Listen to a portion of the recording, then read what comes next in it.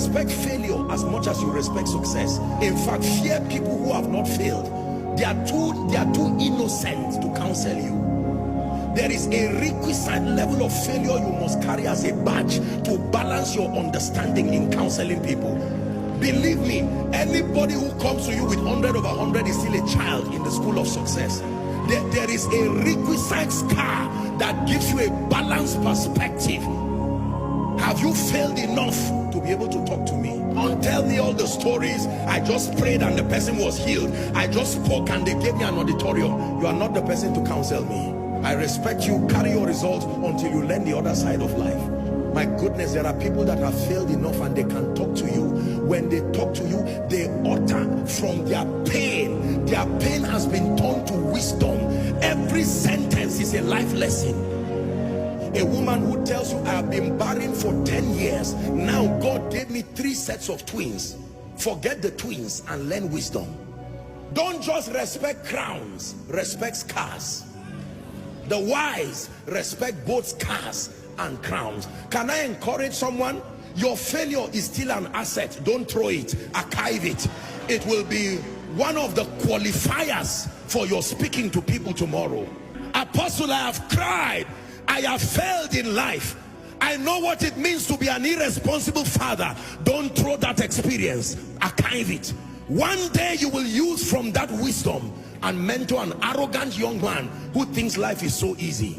Most times when we are starting out in life, because of the leverage of prayer, the prophetic, or generally life just playing games with you, you can believe life is so easy and you are wondering, so why are people crying like this? I just got married and 3 months it's been so rosy. In fact, my wife is the best thing that has happened to me. And you go online and embarrass yourself. And someone who has been married for 15 years, he said, may God help you. After 2 years, you just turn and start saying life is unpredictable. All these unwise things that people do. Do not just respect those who have succeeded alone. Respect those who have failed. Not everybody fails. Respect those who have failed. Failure is an asset when you can turn it to power. Paul said, let no man trouble me. It is not only anointing that I have, there are scars. Gentlemen, don't just look for those who live in mansions. Go and look for mama and let her teach you the secret of happiness in a hut. There is something you need to learn, because the money you think will come from the mansion, you will be surprised. You don't know the depression and the drugs that surround those mansions. Sometimes you need to learn from both a king, but you need to learn from the slave that is in his palace. There is something the slave can tell you that even the king does not know. The slave is the one who cleans the palace. He knows what he has seen there.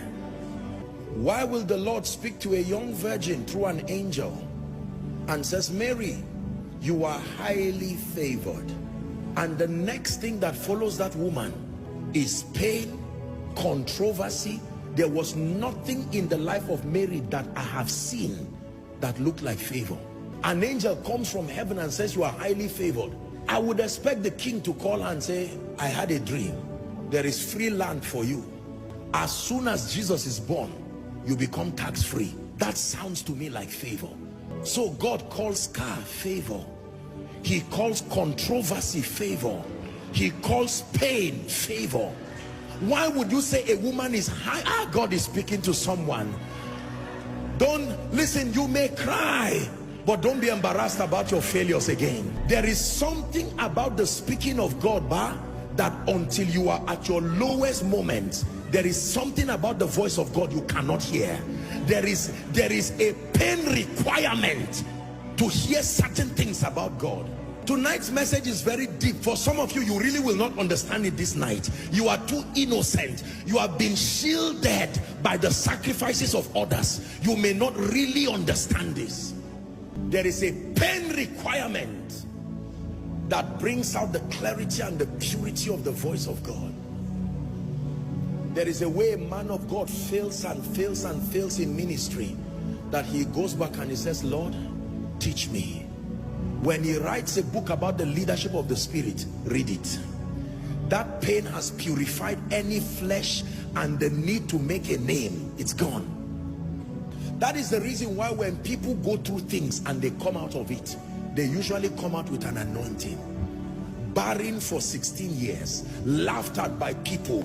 As she gets triplets, it's not only children she got. The day she speaks over you, she will terminate barrenness in a moment, because every time she sees you like the high priest, she's touched with the feelings of your infirmity. Let me tell you the truth. You see, many of you see today that I pray for people and I'm just speaking and you see the power of God. It's not only prayer and anointing, no.